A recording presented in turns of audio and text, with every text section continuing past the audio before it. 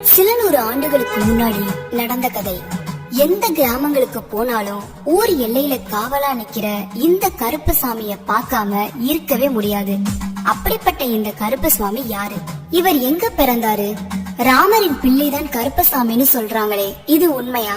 இது எல்லாத்தையும் தான் இப்ப பார்க்க போறோம். உங்களுக்கு கருப்பசாமி பிடிக்கும்னா இந்த வீடியோக்கு ஒரு லைக் பண்ணிக்கோங்க.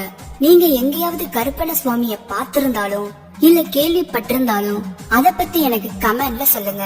சரி, நாம இப்ப வீடியோக்குள்ள போலாம். கருப்பன சுவாமிய சங்கிலி கருப்பு, சின்ன கருப்பு, நொண்டி கருப்பு, ஒண்டி கருப்பு, மலையாள கருப்புன்னு பலவிதமா அழைப்பாங்க. தமிழகத்துல நிறைய கிராமங்கள்ல கருப்பசாமி இல்லாத கோயிலே இல்லைன்னு சொல்லலாம். அந்த அளவுக்கு மக்களோட மனசுலயும் வாழ்க்கையிலயும் கருப்பசாமி நிறைஞ்சு இருக்காரு. கருப்பசாமி நின்ற கோலம், அமர்ந்த கோலம், குதிரையின் மீதேறி புறப்படும் கோலம், இப்படி பல்வேறு நிலைகள்ல பல கோயில்கள்ல காட்சியளிக்கிறாரு. காக்கும் தெய்வமா இந்த கருப்பசுவாமிய போற்றப்படுறாங்க. சபரிமலையில இருக்க சுவாமி ஐயப்பனுக்கும் சபரிமலையோட காவல்காரனா இருக்க கருப்பனுக்கும் என்ன சம்பந்தம்? ஏன் ஐயப்பன் கோவில்ல 18 படிகளோட வாசல்ல கருப்பன சுவாமிய வச்சிருக்காங்கன்னு தெரியுமா? சரி, நாம இப்ப ஐயப்பனுக்கும் கருப்பன சுவாமிக்கும் என்ன தொடர்பு இருக்குன்னு பாக்கலாம். சுவாமி ஐயப்பனோட அவதார நோக்கமே மகிஷாமுகியை அழிப்பது. அதுக்கு கூடவே உறுதுணையா இருந்தவர் தான் இந்த கருப்பன சுவாமி. சொல்ல போனா ஒரு சிறந்த படை தளபதி போல சுவாமி ஐயப்பன் கூடவே இருந்திருக்காரு. ஐயப்பன் வாழ்ந்த காலத்துல கருப்பன சுவாமி காடுகளை பாதுகாத்து காடுகளை ஆட்சி செஞ்சு வந்த ஒரு மிகப்பெரிய வீரன்.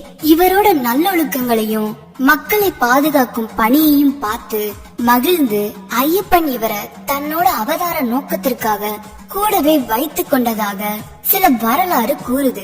கருப்பன சுவாமி ஐயப்பனோட மிகப்பெரிய தீவிர பக்தராகவும் ஐயப்பனை காண வரும் பக்தர்களுக்கு பாதுகாவலனா இருந்ததனால் கருப்பன சுவாமியை தன் கூடவே வைத்துக் கொண்டு தன்னை தேடி வரும் பக்தர்களுக்கு காவலனாக இருக்கும்படி கோவிலோட வாசலிலேயே அமர வைத்து விட்டார். ஆனா இந்த விஷயம் எதர்ச்சியா நடக்கலன்னு ஒரு சில வரலாறுகள் சொல்லுது.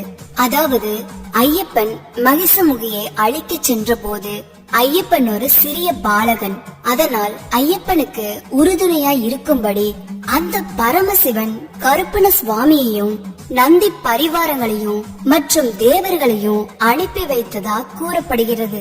இந்த செயலாலதான் சுவாமி ஐயப்பனும் கருப்பன சுவாமிக்கும் சந்திப்பு நிகழ்ந்தது என்று புராணங்கள்ல கூறப்படுது. இது ஒரு பக்கம் இருந்தாலும் கருப்பன சுவாமிக்கு பரவலா சொல்ற வரலாறு என்னன்னா, கருப்பசுவாமி ராமர் சீதை வாழ்ந்த காலத்துல